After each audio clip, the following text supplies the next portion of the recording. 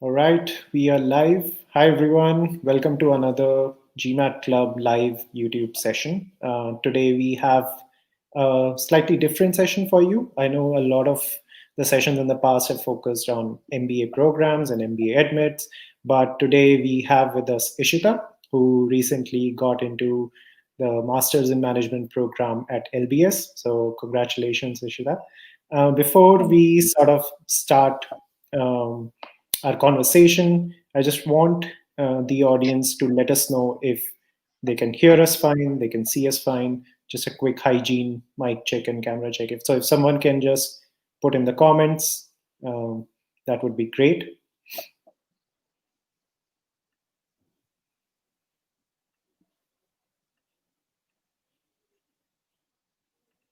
Okay, yeah, looks like we are good to go. Cool. Ishita, welcome to GMAT Club. Thank you so much for taking the time out. I know you were telling me you were still in the middle of some applications, so super you. nice to have you here. Thank you. And let's start with, why don't you tell us something about your background? I know you must have heard this question a lot of times by now, but for our audience here, just go ahead and introduce yourself. Sure. Thank you so much, Varun, first of all, for interviewing me. And I think I believe it will be very beneficial for students who are applying. I'm Ishita, and I come from a little unconventional background to start in a business school, which is fashion and luxury. I'm from a fashion Mhm. industry. I did my bachelor's in National Institute of Fashion Technology, Bangalore, in fashion and lifestyle accessories design. I graduated in 2019. I also did a dual degree program at Fashion Institute of Technology in New York. So Mhm. I stayed there for 1 year, stayed there, studied and worked.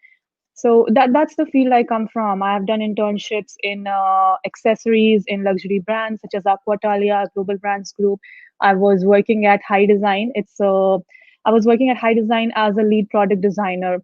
Now it's a Mhm. luxury handbag brands in India. So yeah, that's about my background. That's where I come from. Awesome. I think as someone who knows very little about fashion, this industry always seems very fascinating to me. So it's pretty cool. I think in my mind, I have very cool visualizations of how that job would look like. So Yeah, yeah, very glamorous on the front end. The back uh-huh, end is a little hectic, I'm sure. to Yeah. be honest. Yeah. Awesome, awesome. So thanks for that introduction. Okay, so you are you did your masters, or you did your dual degree in fashion, and then you've been Mhm. working in fashion. So what made you decide that you want to now go ahead and do a masters in management program? And if you could tell us about your plans after you're finished with your masters. Sure. I think it all started when I joined my full-time job at High Design, which was great. I honestly didn't think of doing a master's at that time because Mhm. at that time, in my head, it wasn't that I want to do management because I was fully focused in fashion and luxury. So I was thinking if I'm going to do a master's in fashion, it's probably better to gain some experience and then Mhm. go ahead and do because I already knew. So I joined High Design. I worked there, but while working at High Design, I realized that the design field, it's very creative and dynamic, but it's also very limited. So Mhm. most of the work, let's just say 30% of the design work happens by a designer, and the 70% of design work actually happens through other departments such as marketing and sales. They come and Mhm. they tell you, hey, this is the sell through, and you have to make a perfect shoe or a perfect bag, which has to be like Mhm. this, and because this is what is selling, this is the color you have to use. So I felt that I do not know everything about the industry. Mhm. I don't know every aspect of the industry, and I wanted to gain that experience, that what is it to like how to know about the sales.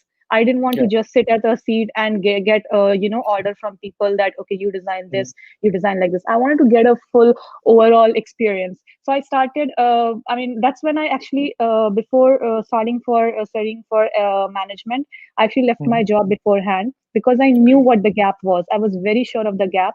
So I Yeah. knew I had to fill this gap. I left my job. I started researching about courses and colleges. That's when I Mhm. came across MIM. Good. Initially my plan was to do luxury brand management because Mhm. that sounded a very perfect plan for someone who is from the fashion industry. But then Okay. I did not go ahead with that because again, if I would have gone into luxury brand management, most of the things I would already know, and there was Yeah. nothing new as in financial strategy marketing aspect to learn much from there. So I wanted to have a proper core business course. That's why Mhm. I started researching about MIM program. I think I attended a seminar that time. COVID didn't hit us, so we were doing proper events. So I attended a event, SIUK event, Mhm. which was about universities, management masters. So that's where I got to know about MIM program, and Yeah. I also wanted to orient myself in fashion industry, not fashion, I would say luxury industry. So I Sure. wanted to go to a place where these kind of industries flourish. So my goal was to either be in Europe, say Italy, France, London, or USA for that matter. I've been before there. Yeah. So that's where it all started. That's where I started researching about all the MIM programs and Mhm. what I can get out of it. Awesome. Thanks for sharing that. I think it's great to hear that you did a lot of research about Hmm. what you wanted out of the master's program. For our audience, I just want to say that we have time today for Q&A after I am finished with my set of questions with Ishita. So if you have any questions, please feel free to post them in the chat and we'll take them during the Q&A session. So Ishita, okay, so great. So you wanted to do a master's in management. I think one very common question that we often see on GMAT Club is people are really confused whether they should go for an MBA and Hmm. versus like a master's in management Hmm. program. So how did you make that decision? How did you decide between the two? Yeah. So, very correct. That's very true. And because again, MBA is a kind of degree when anyone wants to do a management, MBA is what comes to their mind. You have to do an Yeah. MBA. MBA is the most pronounced degree, if I may say. Hmm. With MBA, the issue is so I wanted to do an MBA. But if you're going for an MBA in a Western business school, in a Hmm. B school outside India, probably, or in Western location, they need work experience. Now, Right. I am early in my career. Let's just Hmm. say I have 1.5 years of work experience.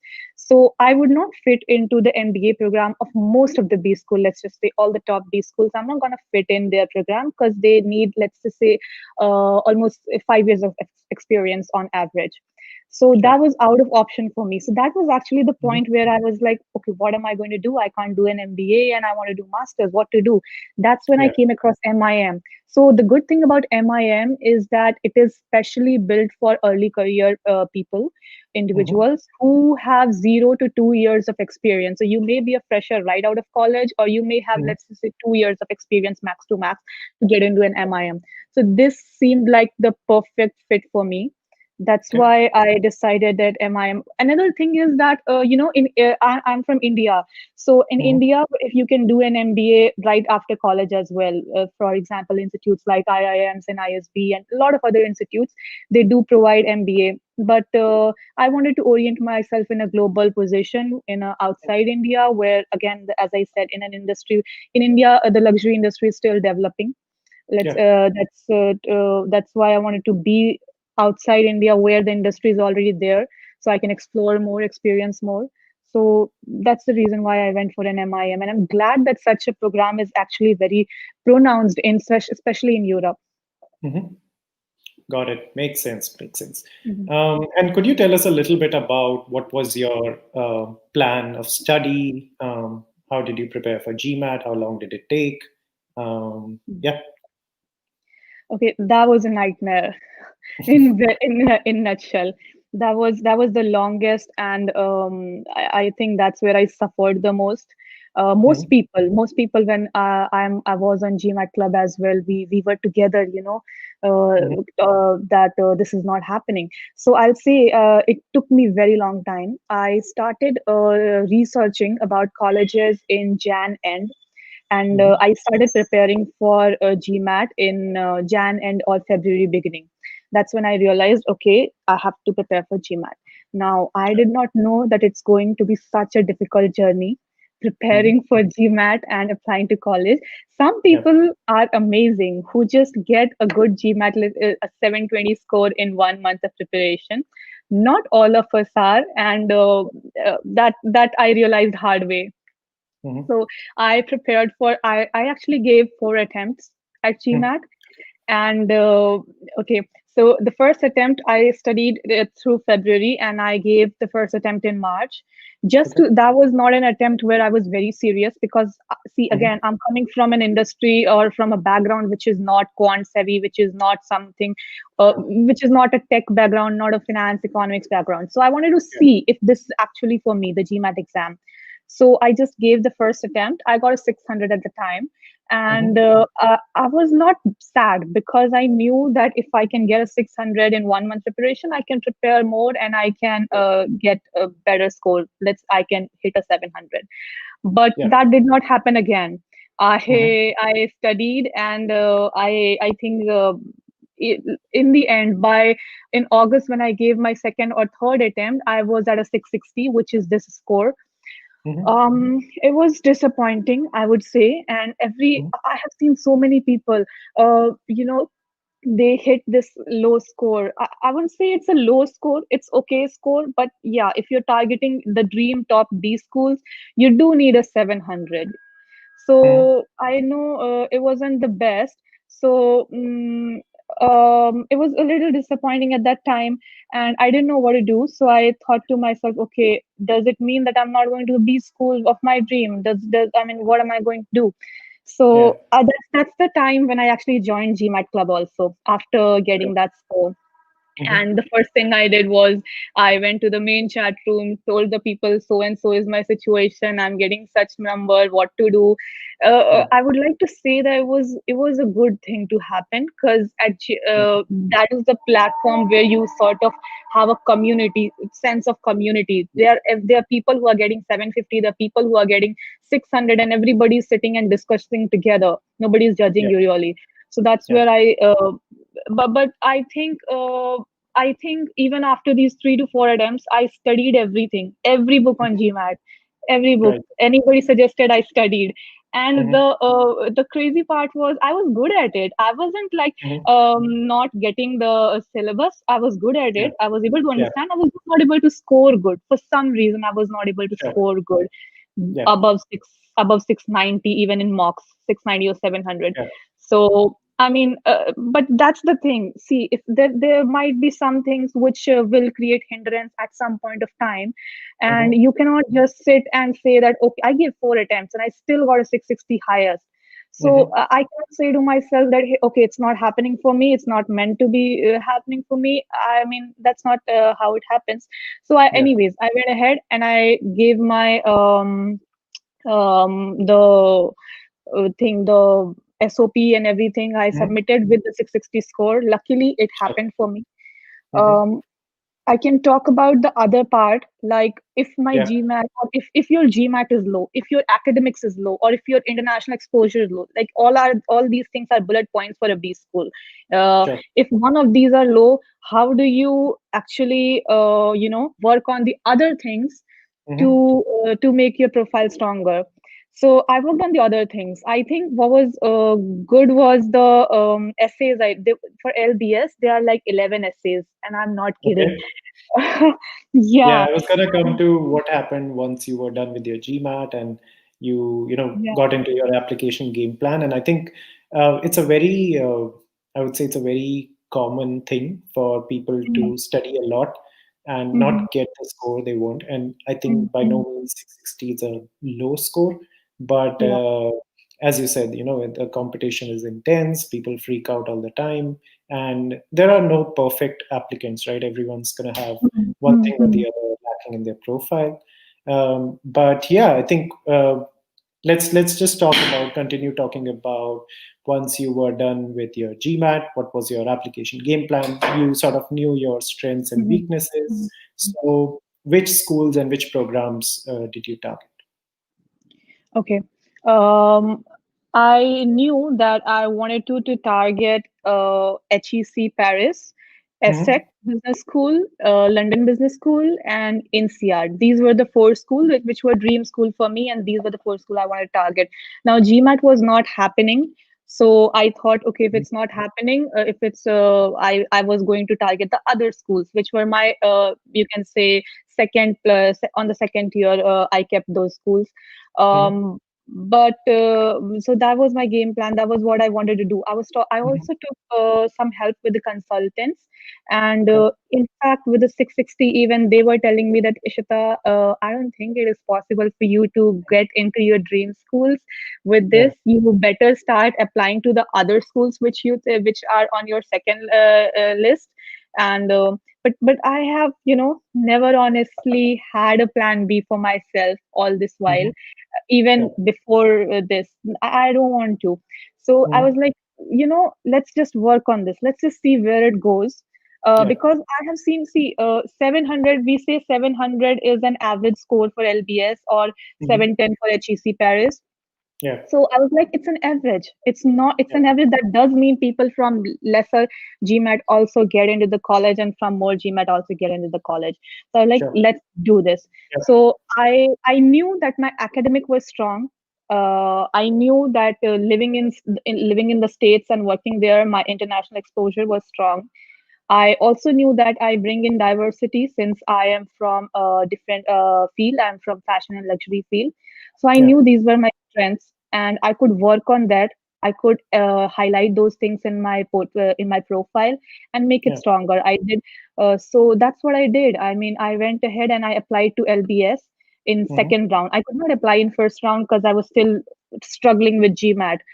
Yeah. It was very funny though, because I got a 660 in Mm-hmm. my third attempt, and just one day before the round two deadline of LBS, I gave one more GMAT. I'm like, just let's try one Wow. more. Maybe I'll get a 690 and I'll quickly apply, because the good thing with LBS is they do not want your official GMAT report. They want the one they can go ahead with. And guess what happened? I I got a lower score than 660. Mm-hmm. And this so the thing with GMAT is that I was very good with my quants. I Mm-hmm. usually used to get always 49. My Okay. verbal was little low, which was on 31 or 30. That's Mm-hmm. the reason I was scoring. So this time I scored a very good on verbal, not very good, but good for me, which is 35. And Mm-hmm. my quant just went back to 44, which I never got even in mocks. So Yeah. that time I thought to myself, like, what is this? Why is this happening? But Yeah. then I composed myself and I said, okay, let's just give one school with 660. If it does Mm-hmm. not happen for me, I will give one more GMAT and then I'll apply to other schools. Luckily, Got it happened. So I got it. my interview call. It was round two. So I got my interview call mid November, I believe. Yeah, mid Yeah. November or late November. Mm-hmm. I also applied to INSEAD Mm-hmm. with the same 660 score. And Mm-hmm. I also got an interview call from INSEAD. I still have my interview scheduled next week for that. I haven't applied to HEC and ESSEC after that because I already had two schools going on. Got it. Awesome. Yeah, I think it's very interesting to hear your struggle with GMAT, if I can say so, and then your application. And I think you were telling us maybe for the audience here who don't know a lot about what the MIN application looks like, Mm. could you just walk us through that part of your uh, journey? Mm. MIM application is very similar to your MBA applications or any master's applications. I can quickly, tell you what LBS application look like. Sure. So for the application, you do need to have an English proficiency test. Either you have studied your entire 4 years or 3 years of graduation in English, and you in English language, and you do have a certificate which says that you have completed it in English. Then you do not need a test. If you haven't, then you need a TOEFL or an IELTS, Yeah. especially. Second thing you need is all these essays. So Mm-hmm. for LBS, there were 11 essays. Let's just say I'll just quickly tell you what were the core questions of essays. What they want to know. They want to know what is your MIM career goal. After Mm-hmm. MIM, what's your career goal? Yeah. They want to know what are the extra curricular activities, or what is something interesting about you. That is Sure. very important for every Mhm. B school. We do not Yeah. realize that. A lot of people Yeah. do not realize that. They just say, okay, I'm a business major. I have this academic record, but they also look at what we call EQ, which is emotional quotient.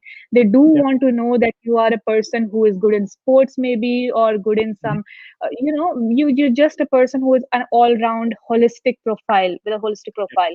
So make Mhm. sure that that is something you definitely work on. Probably you have done some volunteering experience, some Yeah. social experience, or leadership experience. That is again the third thing, leadership experience. If you have at any point done something which shows your leadership skills, then that's one thing you need to highlight in your essay. There's Sure. also international exposure. Mhm. It's good to have it. If you have it, it's a good point. You do not need to move out of your home country to have an international exposure. That's a very common question that people always ask, and that's not what you. Mhm. For example, if you're working at a firm and you are working with clients who are from outside your home country, and you're managing them, you're communicating with them, that is again an international exposure. So Yeah. if you get that exposure, that is also a very good thing to highlight. Mhm. What else? I think they do want to know that how will the school help you, or how will you fit in the school? For example, if it's LBS, how would you fit in LBS? So with Yeah. me, I'm coming from a fashion industry. Now, how would I fit in a business school? I'll just tell you what I did. I told them that, London is a place where fashion and business and finance, everything happens. So perfect location for me, A. B, the kind of clubs LBS has, for example, retail and luxury club, the kind of electives LBS has, such as the brand management thing. So you need to customize. You cannot write something which is very obvious. You need to Yeah. very much customize it based on you, so that they know that school is going to benefit you and you are going to benefit the school in return. Makes Apart from sense. this, these will be your essays. Apart from this, you have LOR, letter of recommendations. Again, very, very, very important part of the application. A lot of people do not take it seriously because they think that LOR is not in your hand. But you have to have a good knowledge of the person you are, getting LOR from. For example, I got one of my LOR from my professor in New York, at Mhm. FIT, and I got another one from one of my colleague at High Design. Now, the Sure. good part of choosing these two people was that, A, I was bringing, first of all, I'm taking a professor from FIT, so it does speak about the fact that I have a good connection with people outside I have a multicultural experience. Yeah. Plus, people are the people I can trust, that they are going to say good things, or say some good things, or properly build things for me. Sure. um, that's very important. While before choosing it, don't just randomly choose someone and say that, okay, right. Make sure that they are willing to go ahead that extra mile for you and do it for you. Got it. Yeah, I guess these, apart from that, one more thing, your CV, which is very obvious. Great, great. I think that's super helpful for uh, those folks in the audience who didn't know what all it entails, and it looks to an extent, a very similar experience to the MBA application. But yeah, I think so. You had your GMAT, and then you were done with your, you had your game plan. You submitted your application, and then you got the interview call. So just walk us briefly through what the interview experience was like. Yeah. Okay. Interview was great. Again, there are some very core questions. After my interview was done, I was sort of knowing that this is going to happen. Now, how do you actually know that? There are some core questions which every business school wants to test you on. The interviewer can Right. be either very structured. He will ask Mhm. you questions, you answer, question, answer, or he can be very conversational with you, just like call we are having.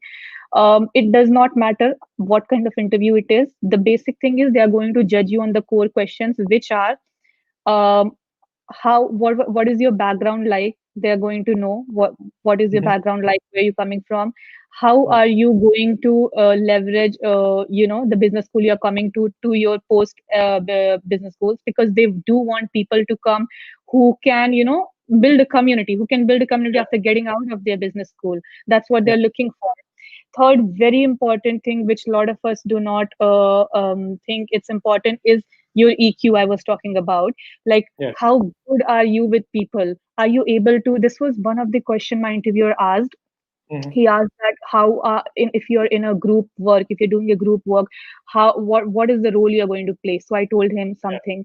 Then he's Hmm. like, how are you going to manage the group if someone is not working, if someone is not responding, if, how are you going to help that person, come in the group and work with you? It's getting get difficult. Or how Yeah. are you going to manage a group if it's a multinational group, people are from Hmm. different nationalities? So that's the thing, it's such a multinational platform. They do want to know that you will be okay with Yeah. everyone, and you won't get a culture shock, or you won't be able, you can take it. So that's what they want to Sure. know. So that is one very important question. Plus, they want to test your marketing knowledge. Okay. For example, if I'm from fashion field, they want to know if what are your postmasters MIM goals. So if I say my post Yeah. MIM goal is to work for in luxury firms, they're going to Hmm. ask you things related to luxury firm, and where do you see yourself, what kind of role, why that role, how it's Yeah. going to help you, your short-term goals, your long-term goals, basically those kind of questions. Got it. Got it. And I think it looks like you definitely had all of that really in the bag, because you have your admit to LBS. Congratulations. And what advice would you have for folks who are looking to apply this year to maybe LBS MIM or the other master's programs that you mentioned? What should they be doing right now? And it's a common fear that, oh, what you mentioned, that if I have quote unquote like a low GMAT, I should probably Hmm. just keep working on GMAT. But Hmm. from your experience, it does look like you can get success if you focus on the other parts of your application. So yeah, what advice you'd like to share with others who are here? Yeah, I think one very good point you mentioned is that people, when hit low GMAT or anything which is low in their profile, they keep working towards it to improve it. But what Hmm. is better? What is a better thing that you can do when you know you are stuck and there's no way going back? For example, what will you do if your academics in college are not so great? You can't go back and change your academics, right? But Yeah. you need to work on the other aspects. It's very Hmm. important because every B school is looking for a very holistic, all-round profile strength. None of the B school want just a great GMAT or just a good academic person. Imagine Yeah. you are someone who is not that great in academic, but you are someone who has done amazing things in sports. So Yeah. try to highlight those points in your profile. I would also say plan ahead of time, because you don't know, once the deadline starts approaching, there are n number of things which you are going to do with. For example, just let's just say LOR. It looks so Yeah. simple. You simply need to choose two people, send them the link, and they will write for you. Not that Yeah. easy. To coordinate with them and to make sure they do it at the time, right time, not forget doing it and do it for you for 4 or 5 different schools. Not that easy. So plan ahead of time. Do Hmm. not overthink is one more advice, because I saw a lot of, I also went through that phase where I was overthinking too much. What will happen if this happens? What will happen? Am I doing it right? Is it happening for me? So I think, and even I see people on GMAT Club forum also, there's still people who are overthinking and who are postponing their GMAT exam dates, or they are thinking that, okay, once I did not do good in GMAT, now I'll apply next year. Or don't overthink, try to work on all the other aspects and give it Yeah. your best. You don't know, maybe, as I said, that all other aspects of your profile are equally important. Yeah. Makes sense. Great. Thank you so much, Ishita. I think those were like a lot of good pointers, and those are the questions that I had for you. I want to again tell our audience that we are now taking questions. So if you have any questions for Ishita, if you have any questions about the LBS MIM program, feel free to shoot them in the chat, and we'll start taking those. I have one question here from Vedanshi. It's more about, I think, the LBS class profile. She's asking what's the average age in the class. Is MIM good for a person with 5 years of experience? I know you mentioned you were on the lower side of work experience, so if you Mhm. could talk a little bit about class profile? Yeah. Thanks, Vedanshi, for the question. I think the average age profile for MIM in any B school, especially in Europe, would be 22 years. So I have 2 years of experience. I'm 23, but or 23. Usually, I see people with a 22 years of experience in my class right now, the admit class. So that is the Mm. age which is an average age. You could all be 20, 21, 20, 24. That is the bracket of age. And for your second question, 5 years of experience, I think you should go for an MBA, not just because it is you can apply for an MBA, but because MIM is really for early career people, people who have are either fresher from college or have max to max 2.5 years of experience. So if you're going for management program, MBA is the place for you, and 5 years is a good experience for MBA. So that should be your choice. Great. I think we had a similar question from Mihika. She wanted to know professional experience. We already covered that. Mihika Ishita comes from the field of fashion, and she wants to, I guess, remain in the field of fashion. For her, it's more about career advancement. We have another question about from Saurabh. He's asking, what is the situation with OPT after MIM?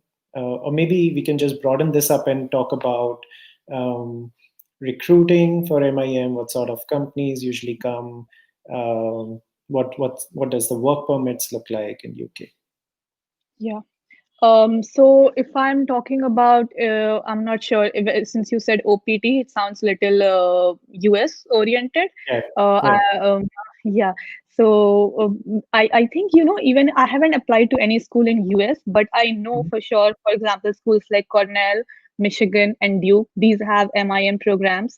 And I know for sure Duke has aligned its MIM program with the STEM course. So the good thing with STEM is you get 2 years or 3 years of stay after. That OPT. It's called 2 years, I think it is. So Yeah. yeah, there are in US if you're looking, those are your options. Most colleges are trying to align it with the STEM course to have a better, chance of working in the country. As of Mm. UK, the good part with UK is that it has a international student visa policy now, especially for students who are graduating now, Mhm. that they have 2 years of open work visa. So after you Yeah. graduate, you have 2 years to work in UK. Like it's very there are 7 points, there are 70 points which you have to fulfill to be eligible, which is very easy. It's Mhm. by default you will be able to do that. So if you're looking for UK, any masters you do, you will have 2 years of work visa with you. As for French schools, if you're doing a grande école, which is what MIM is associated with, you Yeah. again have, I guess, 2 years of work visa permit. You'll have to take a permit. If you're doing a Grand École, you'll be eligible for that. HEC, ESSEC, ESCP, INSEAD, all of them provide that. So these are the places I wanted to look at, especially because of good question, the work thing, and they do offer you a good working opportunity. Awesome. Yeah, I think that answers Saurabh's question. Um, Shivam has a question, and I think we already talked about this. MIM is, you mentioned MIM is more for people who don't typically have a lot of work experience. International exposure is something that people think they need, but it's not really something that's required. So Shivam, if you want a complete profile evaluation, you can go to one of our forums on GMAT Club and post your detailed profile there. I think for the purpose of this conversation, we'll not be doing individual profile evaluations. I'm getting a bunch of questions about your GMAT study plan. And I know we discussed this a little bit, but maybe you could talk about what kind of resources you use, Mm, mm. if you are comfortable sharing them. Yeah, yeah. Um, my GMAT study plan. Okay, not sure if I'm the best person to say, but yeah, I did go through all of the study sources and all of that, so I can say what not to do. Um, I started studying with official guide. That is a Mhm. must. Everybody, even if you go on the forum, anybody ask anyone, that is the book you need to have, the official guide.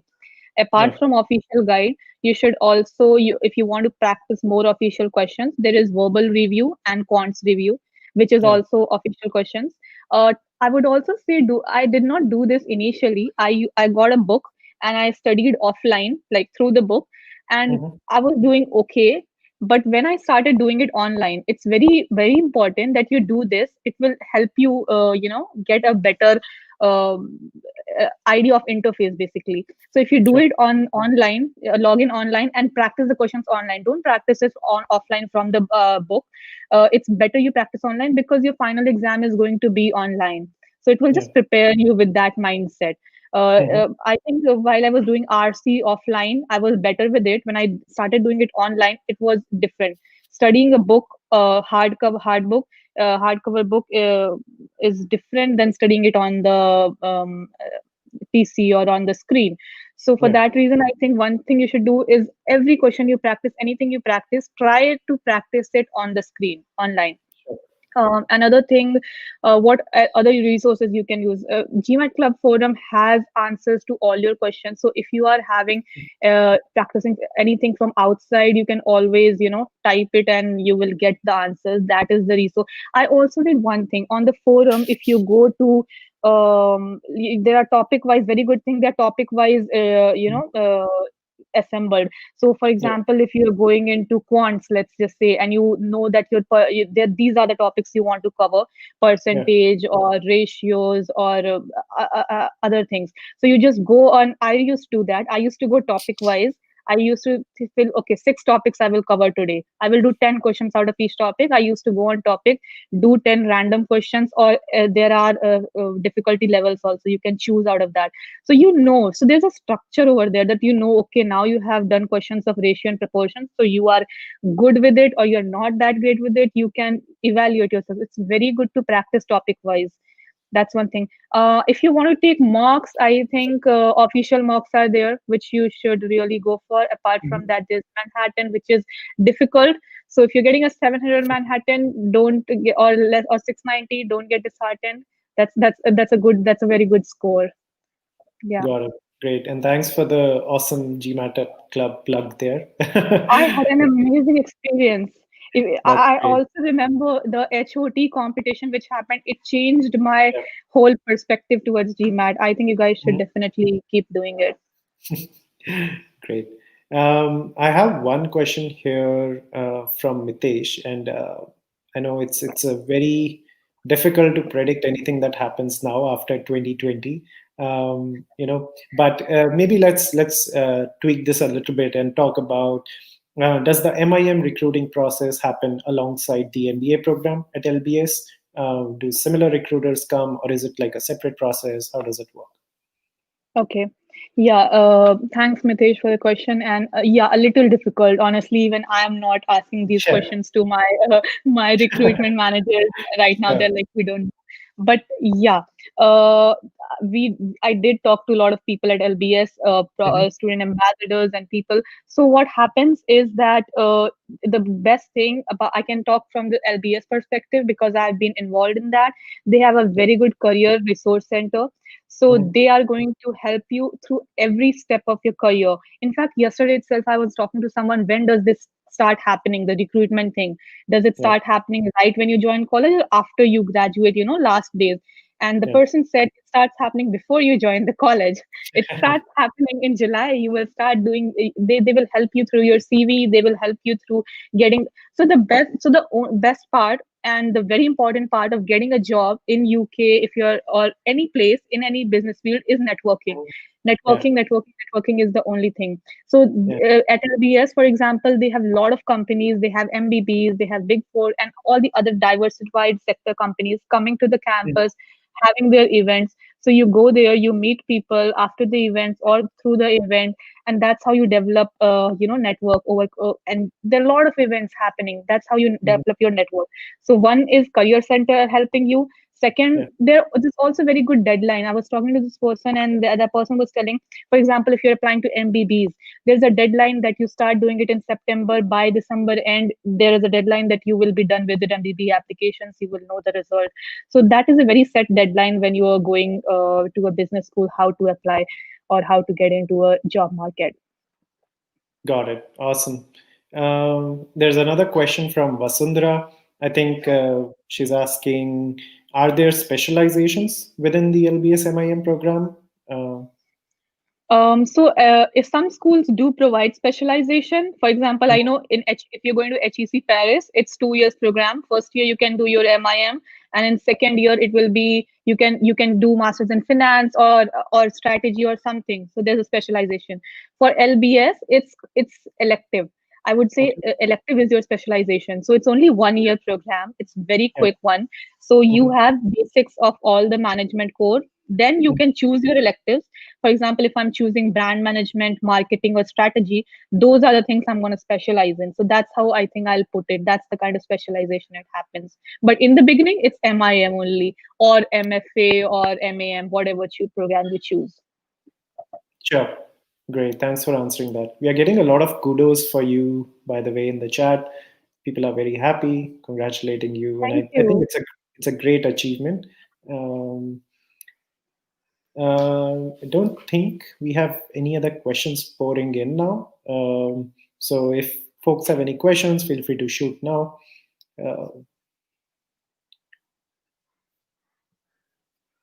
but yeah, so in terms of, I had one question in terms of your application timelines. I think there was a question about this.